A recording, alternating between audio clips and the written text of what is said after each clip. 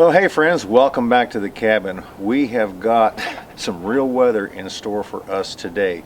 I think that this is the last of the storm that's coming through. I was going to try to get some video of the wind, but the way that I have the camera positioned directly over behind me, the winds will be coming from that direction heading toward you, the camera. So the big tall trees, I don't think, unless they get to whipping around, if the wind just comes in gusts like this, they could snap over coming this way, but I think everything will be going in that direction, hopefully, because I haven't had a chance to cut those down yet. Anyway, the problem is behind me. There are still some trees up around the chicken house and the pig pen up there, since the wind is coming from that direction, that could pose a problem. So we're going to try to keep our eye on this today. It's supposed to last around 4 to 5 hours, but that's enough to lay a lot of trees on the ground and knock out a lot of power. Generally, when we have a storm, something like this, my sister is without power for at least a day or two. But depending on the size of the storm, and if you have a lot of wind damage that's going to uproot a lot of trees, there could be a lot of repairs, so it could be even longer than that. I do have 2 generators in the event that she goes without power for more than a day or two. I'll take one up there and let them use it. Actually, I've got 3. I got the one down there in the workshop too, but it's older and it's really, really loud. These Predator generators actually run pretty quiet. There's a few tall trees up there around the chicken house. I'm going to try to use this as a pointer and point them out. There's that one right there that's a very tall pine tree. It's actually leaning away from the chicken house, but in the event the winds come this way, it could hit it. Then you've got this tree right back in here, which is a good sized tree that could also pose a threat. I don't worry about the outdoor kitchen much because those are poplar trees that are standing behind it, and there's this one pine tree in the back here, but it's leaning so far downhill, I don't think that that will pose a problem. These 3 right here that are actually behind the new workshop, they're going to be going away from the workshop the way the wind's blowing, so I'm hoping that those don't come down. One other area that I'm kind of a little bit leery about is the tower area. You can see this tree right here, and there's actually 2 right there. They could come down towards the tower. Now, I don't think that they could reach the cabin, but I do plan on leveling everything behind the cabin and the tower up to at least about the chicken house, which would give me another 50 or 75 feet back there, because I don't have that much space up on top of the mountain here where I can have a place to do other things, and that I wouldn't have to worry about any trees coming over and hitting the cabin. I'm even going to take out the poplar trees, so it's just kind of going to be an area back there. Talked about putting just a campfire spot where I had some concrete benches and so forth saved, so that would be a nice area for that up there as well. Over here by the outdoor toilet, I still have this one pine right here, which is this tree right here. And if you look where the outdoor toilet is, since the winds are coming from behind that, it could topple over and hit that. So if we can survive this windstorm, probably sometime in the spring or summer, I'll go ahead and cut that one out there. The ones I really worry about, like I've said many times, are the cedars and the pines.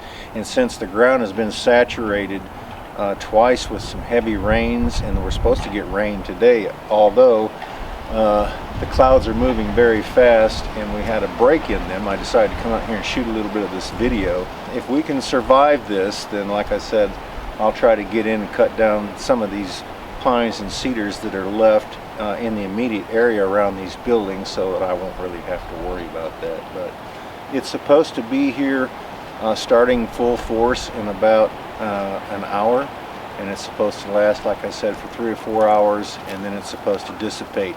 They're predicting 30 to 45 mile an hour winds with gusts up to 65. So if that was to hit this area, that would be pretty hard hit for down in the lower valley where we're at, and I can imagine what it would be like up on top. So hopefully, do y'all think that somebody is playing with these weather patterns? This is the strangest weather I believe I have ever seen. You know, And we've had, I'm 65 years old, but this, you know, it just beats all I've ever seen in the last 3 years. Some of the strangest weather that I have seen in all of my born days. But anyway, I'm going to try to get some video for you throughout the day.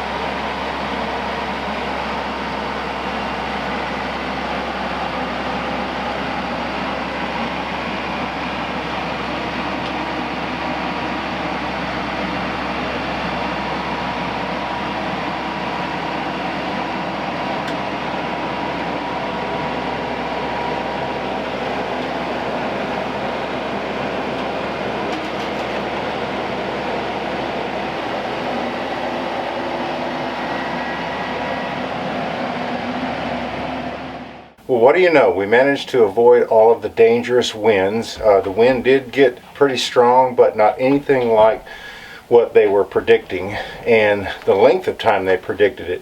We actually had pretty good gusts of winds for about 3 days. And now look what's happened.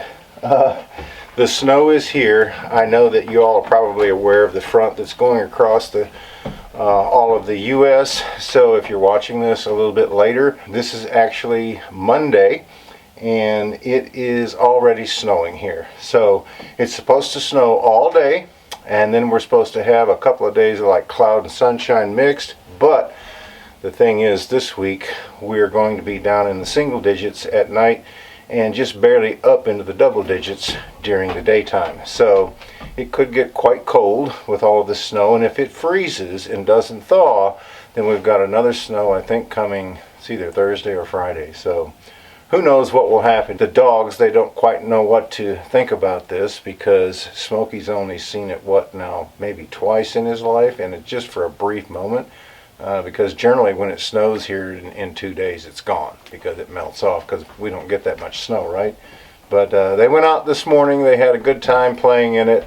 I went and filled up with propane. There was, I think, 13 people in line for propane.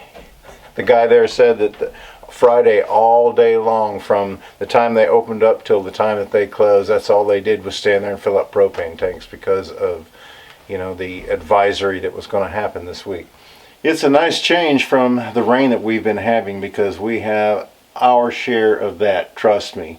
So it's liable to make things a little bit slick here this week. Being on the flat ground, I don't mind, you know, being in the tractor or vehicle, but on the side of one of these hills, of course, you know, gravity still works from the top to the bottom, but gravity will not hold you on the side of the hill when you're at an angle. So you got to be careful coming up something like that. Something like that will test your driving skill, trust me. You know, there wasn't really any snow to speak of this morning when I left, and it is right now about 11:30, so in a couple of hours this has accumulated, and it's snowing quite a bit heavier than it was this morning. So I guess we'll just have to wait and see. If it keeps this up all day long, we might get, who knows, 4 to 6 inches, which is big for us, big, because normally we only get about an inch, and you know, that's it anymore, and that's only about maybe 2 at the most, maybe 3 times in the winter. Now, that's just the pattern. Like I've said before, I think somebody's screwing with the weather because it is just totally unpredictable now.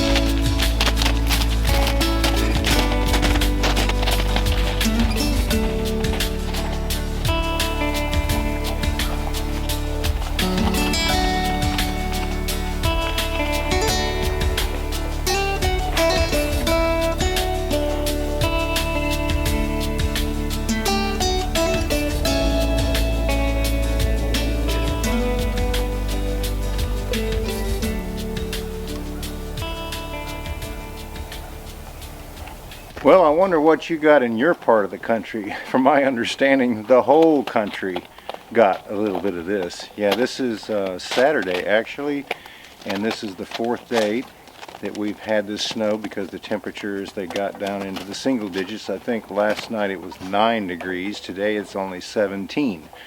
So it's pretty brisk out here. But yeah, I think that probably most of the people across the U.S. probably suffered some sort of aftermath due to this last storm. So we've pretty much been in the cabin other than to go out and feed the chickens, but the dogs and I, we've been kind of staying in and watching some YouTube and just chilling out and having a good time. Since we had kind of like a snow break, I decided to go ahead and put together a year-in review of 2023 because we managed to get quite a bit done. Actually, when I started editing it, I got more done than I actually thought that I had accomplished for that year. But anyway, God has been good to us. He's provided. We're going to go ahead and use the blessings and the skills that He gave us to do the best that we can with the resources that we have.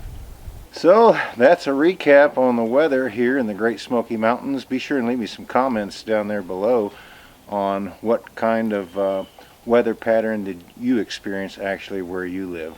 Friends, thanks so much for stopping by. We really appreciate it, and we look forward to seeing you back up here at the cabin again next time.